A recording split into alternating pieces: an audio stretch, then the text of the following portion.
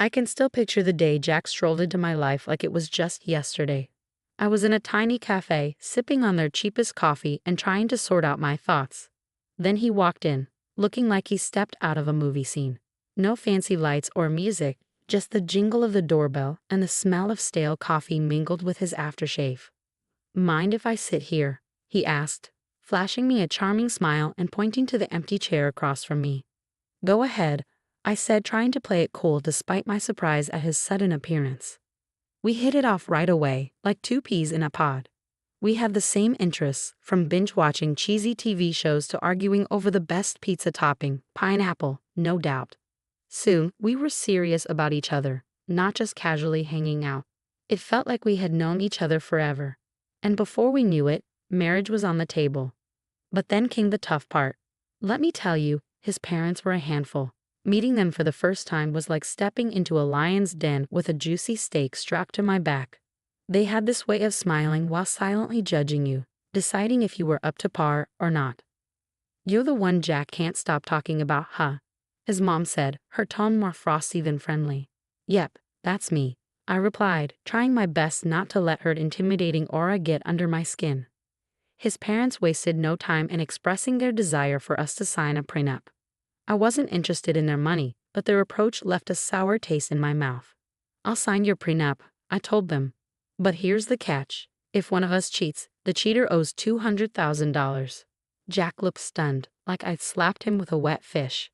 "Babe, I'd never cheat on you," he insisted, his expression dead serious. "Yeah, well, my ex said the same thing before I caught him cheating," I shot back. It was either this deal or nothing. Jack eventually agreed, though his parents didn't seem too thrilled about it. We figured that settled the matter, but we were in for a surprise. One evening, we were cozied up on our old squeaky couch. We always talked about replacing it, but it held too many memories to let go. The TV droned on in the background, but we were too wrapped up in planning our dream trip to Switzerland. We knew it would stretch our budget thin, but we were determined to make it happen. Picture it, Jack. The food, the wine, the art. "We have to go," I exclaimed, excitement lighting up my eyes. Jack chuckled and pulled me closer. "Linda, you had me at food, but let's face it, our bank account is more suited for backyard camping than a fancy trip to Geneva." I nudged him teasingly. "Then we'll save up. We'll cut back on things we don't really need, like your video games." He feigned shock. "Not the video games. Take my shirts, my shoes, even my beloved coffee maker, but spare the games." We shared a laugh. That was us in a nutshell, dreaming big while staying grounded in our simple life. And we were content. Our happiness didn't just lie in grand adventures, it was also in the everyday moments like Jack's attempts at cooking breakfast on Saturdays. He wasn't a culinary master, but he had somehow perfected scrambled eggs and toast, which he proudly served with his less-than-perfect coffee. "I'm feeling scrambled eggs today. What do you think?" he'd ask, already making his way to the kitchen. "Only if you promise not to burn the toast this time," I'd tease back, adding, "and I'm taking charge of the coffee." One day, as we tackled the dishes together, a mundane chore that felt special because we did it side by side, Jack broached a topic we'd been avoiding. "Linda, we need to talk about, starting a family," he said, breaking the comfortable silence. I paused, holding a plate in my hands. "I know it's just scary, isn't it? What if it doesn't happen for us?" Jack turned to me, drying his hands on a towel. "Then we'll face it together. But we won't know until we try, right? How hard can it be?" He chuckled, a mix of nerves and affection in his tone. Famous last words, huh? But that's us. Whatever life threw at us, we tackled it together. Even when his mom started dropping hints about wanting grandchildren every chance she got, we handled it. "Linda, dear, when are you going to give me some grandbabies? You're not getting any younger, she'd say, her tone sugary but her message clear as day. I'd hold my tongue, flash a smile, and chirp, "We're on it, right, Jack?" And he'd chime in, "Mom, chill out, okay? These things don't happen overnight." But as time passed, the pressure mounted. It wasn't just from his mom, but from us too. We longed for a family, but it wasn't falling into place as easily as we'd hoped. Since Sophia found a new hobby in making my life tough, our home felt like a war zone, her sharp words the main ammo. It all boiled over during one Sunday lunch meant to be serene and easygoing. Right on cue, Sophia barged in uninvited just as we were about to dig in. The atmosphere turned tense the moment she stepped in, her eyes scanning the room like she was inspecting a battleground. "Well, isn't this a quaint little setup?" she sneered, eyeing the modest meal I'd whipped up. "Quite the effort, Linda. Looks like you've been slaving away in the kitchen all morning." Trying to keep the peace, I mustered a smile. "It's nothing fancy, Sophia. Just something simple and quick. Please, take a seat." As we settled at the table, she launched into her usual spiel. "You know, Linda," Sophia began, her tone dripping with condescension, "I was chatting with Mrs. Charlotte the other day, and she mentioned how her grandson just became a dad. It got me thinking, when are you and Jack going to give me some good news? Time's ticking, you know." My cheeks flushed with a mix of embarrassment and frustration. I glanced at Jack, hoping for some backup, but he suddenly seemed very engrossed in his meal. "Mom, seriously?" Jack finally mumbled, but it lacked conviction, and we all knew it. Undeterred, Sophia pressed on. "I hate to be blunt, but you're not getting any younger. You work hard for your money. Why waste it on Linda if she can't fulfill her basic duties as a wife? Hiring help for cleaning and cooking would be much more efficient, don't you think?" That was the last straw. "Sophia, I'm doing my best here," I blurted out. "It's not like I don't want kids. And as for the house and cooking, I didn't realize marriage came with a job description." Sophia scoffed. "Marriage isn't a free ride, Linda. You have responsibilities, and frankly, you're not meeting them." The air grew heavy with tension, and tears threatened to spill from my eyes. But what hurt the most wasn't Sophia's harsh words. It was Jack's silence. When he finally spoke, it wasn't in my defense. "Mom's right, maybe we should consider getting some extra help around here. It would take some weight off your shoulders too," he suggested. His words felt like a stab in the back. It was clear I was alone in this. In the days that followed, Sophia's visits became more frequent and her criticisms sharper. She'd scrutinize every corner of the house, pointing out any flaw. "You call this clean?" she'd sneer. "Looks like a pigsty to me." Then came the jabs about my appearance. "Is that what you're wearing? A wife should dress to please her husband. No wonder Jack seems exhausted. He comes home to this." I tried to stand up for myself. "Sophia, I dress for myself, not Jack. And he's tired because he works hard, not because of my outfit." But it was pointless. Sophia had made up her mind about me, and nothing I said seemed to make a difference. Jack's lack of support hit me the hardest. Every night after his mom's departure, we'd end up arguing. "Why won't you defend me, Jack? She's bulldozing over us, and you're just standing by." "Linda, she's set in her ways. What do you expect me to do, kick my own mom out?" "No, but I expect you to be my partner, to stand with me, not her." It became evident that this went beyond Sophia's disapproval. It was about us, our marriage, and whether we could withstand the onslaught of Sophia's criticisms. As weeks passed, it dawned on me that this wasn't just a passing phase, it was a full-blown assault. If we didn't take action soon, there might not be anything left to salvage. Things between Jack and me had turned frosty ever since Sophia ramped up her criticisms. But it wasn't just our home life feeling the strain. Jack himself had started behaving oddly, and it wasn't solely because of work stress. There was something else, something unsettling. It all began with his phone. Jack used to be open about it, we had no secrets. But then he began leaving the room whenever he received a call. And it was always from the same person, Paul Work. One evening, I tried to sound nonchalant and asked, "Who's Paul Work?" Jack visibly tensed up, a clear sign of nervousness. "Oh, just a new guy at the office. Asks a lot of questions," he replied. But there were more changes.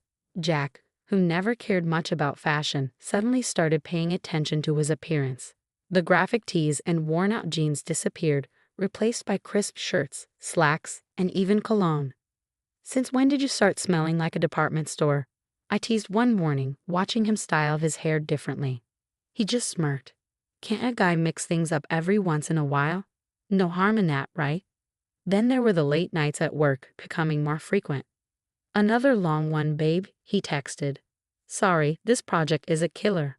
I'll be home soon, I promise," he reassured, but it would be well past midnight before I heard his keys jingle in the door. I couldn't shake the feeling that something wasn't right. It lingered like a shadow. That's when I made the decision to hire a private investigator. It felt like a scene from a cheesy TV show, but I needed to know for certain. The evidence arrived in a plain brown envelope, Heartbreaking yet undeniable. Photos of Jack with another woman, their intimacy unmistakable, captured in moments that shattered our years together. But it was the recording that cut the deepest. Their conversations filled with affection and plans made it painfully clear. He was in love with her, or at least with someone else. I sat there, staring at the damning evidence before me, a chilling reality sinking in. This could be the key I needed if our marriage spiraled into a messy divorce. The photos captured stolen moments from our life together, while the recorded words betrayed every "I love you" he ever whispered in my ear. But I kept it all to myself, a heavy burden I chose to carry alone. I wasn't ready to confront him, not yet. I needed time to strategize, to navigate the collapse of our marriage while preserving my dignity. The days that followed passed in a blur. Jack maintained his facade, and I played the part of the dutiful wife, smiling outwardly while crumbling inside. Our conversations became a delicate dance around the truth, each word carefully chosen, every laugh forced. "Are you okay?" Jack would inquire, genuine concern lacing his voice. "Yeah, just tired, you know. Work's been hectic," I'd respond, the lie bitter on my tongue. It seemed like just another ordinary day until I accidentally overheard a conversation that would change everything. As I passed by Jack's office, the door slightly ajar, their voices drifted out. It was Jack and his mother, Sophia, and their conversation wasn't casual. Their tones were serious, filled with purpose. "I can't keep this up, Mom. It's not just about having kids anymore. I don't feel the same way about Linda.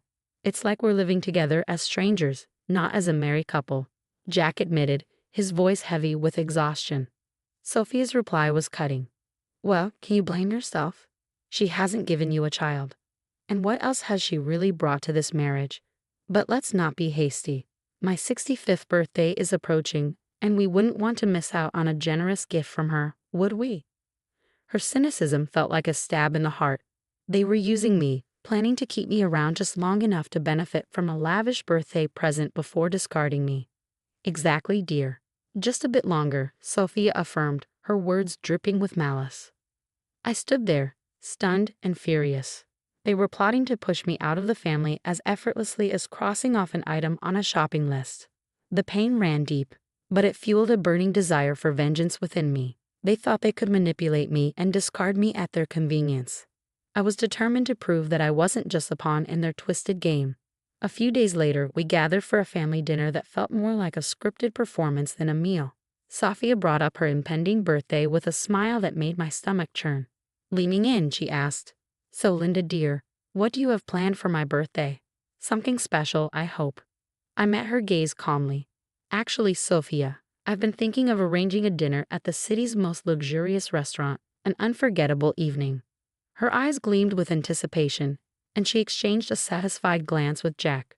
They believed they had me cornered, but they didn't realize I was already 2 steps ahead. "Oh, Linda, that sounds lovely. Just close family, you know, keep it intimate," Sophia cooed, her voice oozing with insincerity. "Absolutely, Sophia. We'll make it a memorable occasion," I replied, the words leaving a bitter taste in my mouth. The weeks leading up to Sophia's 65th birthday felt like a slow march towards a reckoning. Every smirk from her and every indifferent nod from Jack fueled my resolve. My plan was straightforward yet daring. Orchestrate a lavish dinner as a supposed gesture of affection, then unveil a monumental surprise. As with all well-laid plans, the devil was in the details. The night before the party, our home crackled with tension. Jack, oblivious to the storm brewing, lounged casually on the couch, absorbed in his phone. "Everything ready for tomorrow?" he inquired, still glued to the screen. "You could say that," I replied, my voice masking the turmoil within. The day arrived, and as guests streamed into the opulent dining room we had reserved for Sophia's celebration, anticipation hung heavy in the air. My pulse quickened, not from nerves, but from the excitement of what was to come.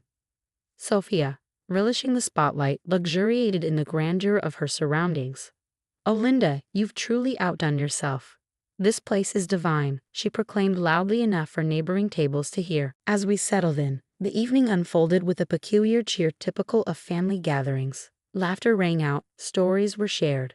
Then, as the dessert plates were whisked away, the waiter approached with the climax of the evening. The bill. He leaned in discreetly and murmured the staggering dinner costs. $66,000. I handed over my credit card, my action going unnoticed by most. Then, with a strained smirk, Jack decided to drop his bombshell.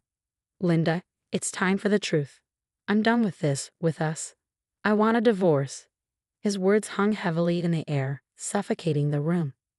Before I could fully process his announcement, Sophia, sharp and unyielding, interjected.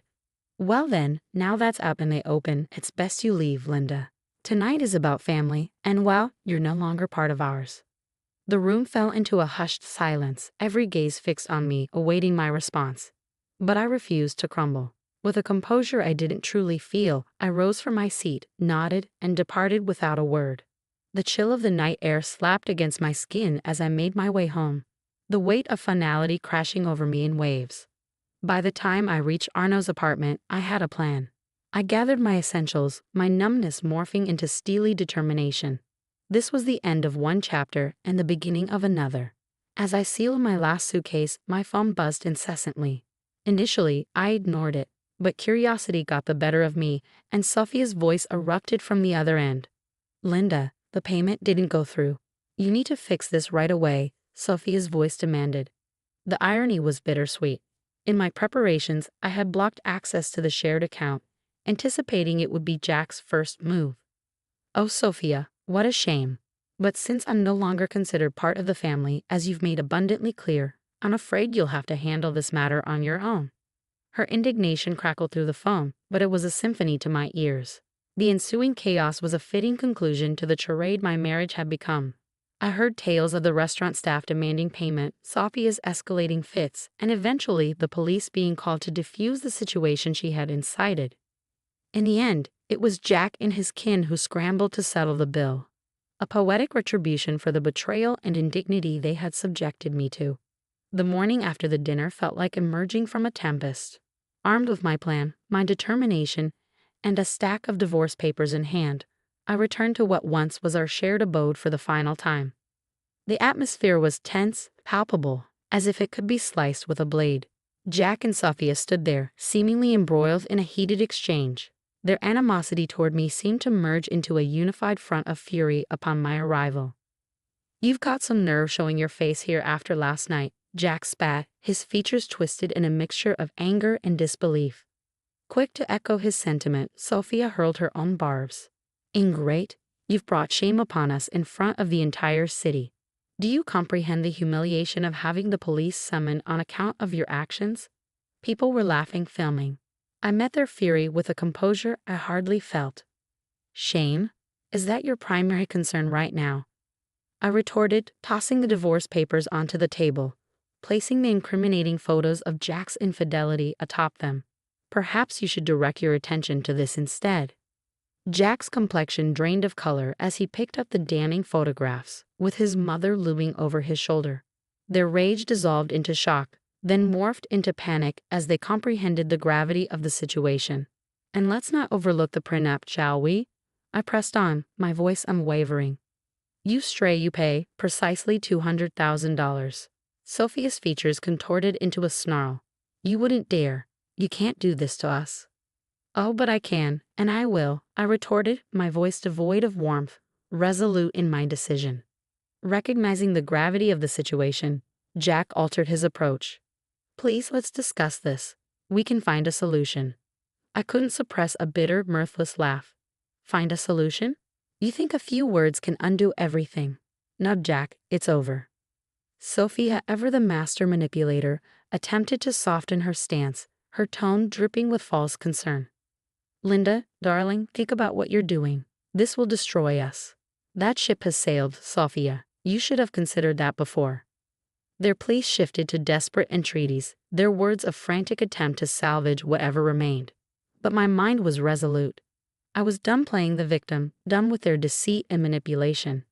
In the end, Jack had no recourse but to borrow money from his parents to settle with me. As I departed from that house for the final time, check in hand, I felt a burden lift from my shoulders.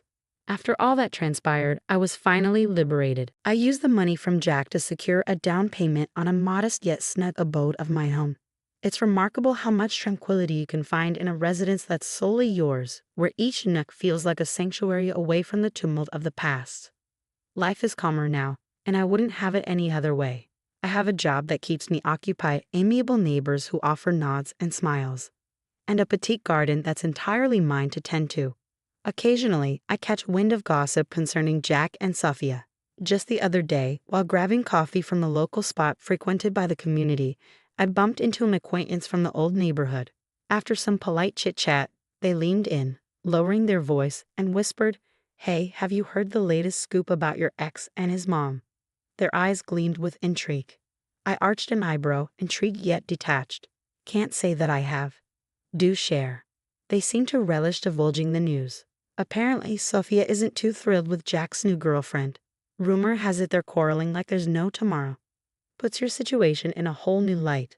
We moved on from the topic, but as I strolled away with my coffee, I felt a profound sense of relief. There was a time when such news would have unsettled me, but now it's simply another chapter in someone else's tale. These days, my greatest worries revolve around whether my tomatoes will ripen before the squirrels snatch them, or if I'll ever master yoga without resembling a newborn deer on ice. Life is simpler, quieter, and considerably sweeter on this side of the chaos.